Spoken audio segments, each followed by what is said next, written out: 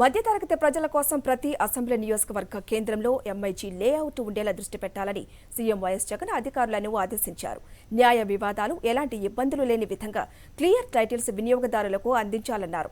ఇక కార్పొరేషన్లో, మున్సిపాలిటీల్లో గుంతలు లేని రోడ్లు కనిపించాలన్న ముఖ్యమంత్రి ఇందుకోసం అధికారులు ప్రత్యేక దృష్టి పెట్టాలన్నారు. పురపాలక పట్టణాభివృద్ధి శాఖపై ముఖ్యమంత్రి వైఎస్ జగన్ సమీక్ష నిర్వహించారు.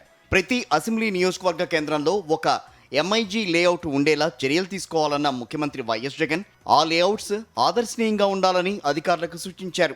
లేఅవుట్స్ నియమాలు, నిబంధనలు, ప్రమాణాలు అన్నీ తప్పనిసరిగా పాటించాలి.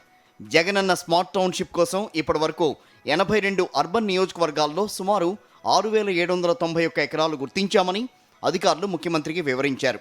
ప్రతిరోజు ప్రతి ఇంటికి తాగునీరు అందాలన్నారు సీఎం వైఎస్ జగన్.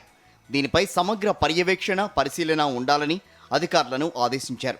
తడి చెత్త, పొడి చెత్త, ప్రమాదకర వ్యర్థాలపై ప్రజల్లో పూర్తిస్థాయి అవగాహన కల్పించడంతో పాటుగా ఏ కలర్ డబ్బాలో ఏ చెత్త వేయాలి అనే విషయంపై కరపత్రాలు ప్రతి ఇంటికి పంచాలన్నారు. గత ప్రభుత్వం సరైన మౌలిక సదుపాయాలు లేకుండా చేపట్టిన టిట్కో ఇళ్ల నిర్మాణంపై మన ప్రభుత్వం వాటిపై దృష్టి పెట్టిందని అన్నారు.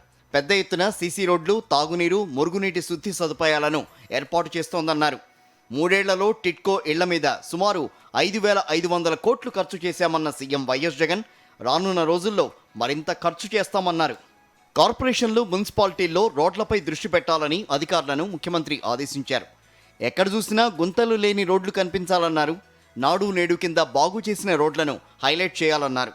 జూన్ నాటికి రోడ్ల పనులు పూర్తి చేస్తామని అధికారులు ముఖ్యమంత్రికి వివరించారు. కరకట్ట రోడ్డు విస్తరణ పనులు వేగవంతం అయ్యాయని అధికారులు సీఎంకు వివరించారు. ఇప్పటికే విద్యుత్ స్తంభాలు తొలగించడంతో పనులు వేగవంతం అవుతాయని చెప్పారు.